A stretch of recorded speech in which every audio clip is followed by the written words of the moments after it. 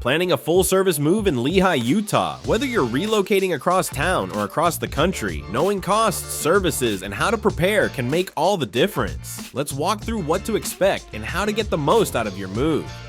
In Lehi, full-service moving using 3 movers connects you with vetted, licensed, and insured carriers. Local full-service moves for a 3-bedroom home typically cost in the range of $1,200 to $2,500. Most local moves finish in 1 to 2 days. Long-distance trips from Lehi might take a few more days depending on the destination.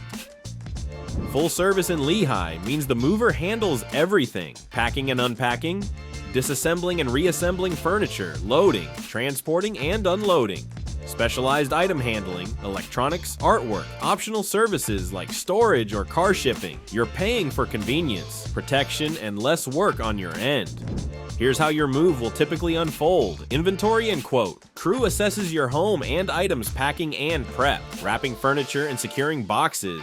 Load and transport. Secure loading onto the truck transit. Drive to destination, unload, and setup. Place items in new home, final inspection. Review inventory and damages.